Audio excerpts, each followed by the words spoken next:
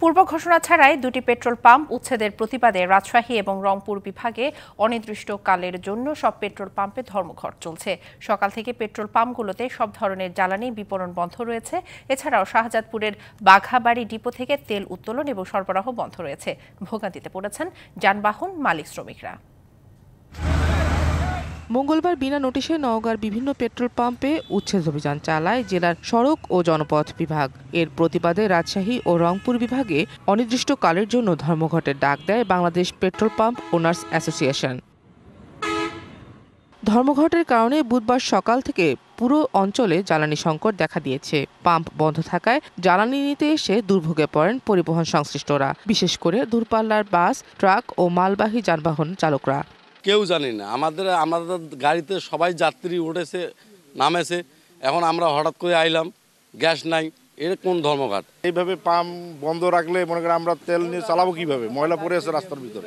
ফাজিলেমো শুরু করে দিয়েছে নাকি পাম্পের মালিক বা অথবা গ্যাস মালিকরা? আমরা জানলে তো আমরা গ্যাস নিয়ে নিতাম, গতকালকেই আমরা ট্যাঙ্কি লোড দিতাম।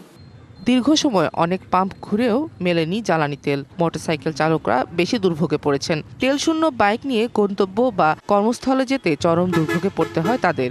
2-3 কিলো থেকে হাঁটে আসলাম, গাড়ির তেল নাই, আমরা তো জানি না। আমি সকাল থেকে 3টা পাম্প গেলাম, কিন্তু পাম্প দিচ্ছে, ওরা তেল দিচ্ছে না পাম্প। আমি তো শুনলাম, এখনো শুনলাম, আমি তো আগে যদি বলতো তো আমি তো কাউকে নিয়ে রাখতে পারতাম। আমরা সানবিট সব দিবে সামাল। সানবিট ম্যাজিক প্রেস ডিশওয়াশিং এর মাথা ঘোরানো সলিউশন। এদিকে পেট্রোল পাম্প মালিকদের জ্বালানি তেল উত্তোলন ও বিপণন বন্ধ রাখার ঘোষণায় স্থবির হয়ে পড়েছে সিরাজগঞ্জের বাঘাবাড়ি নৌবন্দরের অয়েল ডিপো। সকাল থেকে বন্ধ রাখা হয়েছে জ্বালানি তেল উত্তোলন ও বিপণন। আমরা অনির্দিষ্টকালের জন্য তেল উত্তোলন এবং বিক্রি বন্ধ রাখা হয়েছে।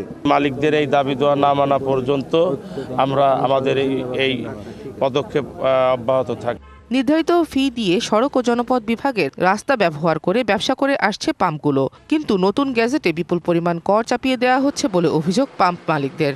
যে পেট্রোল পাম্প যে গাড়ি ঢুকবে সে তো ট্যাক্স দিয়েই সরকারকে দিয়ে ঢুকতেছে রাস্তায় আমার পেট্রোল পাম্পের জায়গায়। এখন ওই জায়গাটুকু তারা ট্যাক্স আসছে, এই জন্য তারা পেট্রোল পাম্প রাস্তা কেটে দিচ্ছে, পেট্রোল পাম্প ভেঙে ফেলছে। তার পরিপ্রেক্ষিতে রাজশাহী বিভাগ, রংপুর বিভাগ হরতাল ডেকেছে।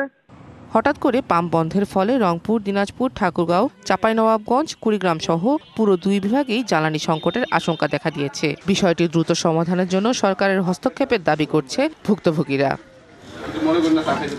Sheikh Nigar Sultana, DBC news desk.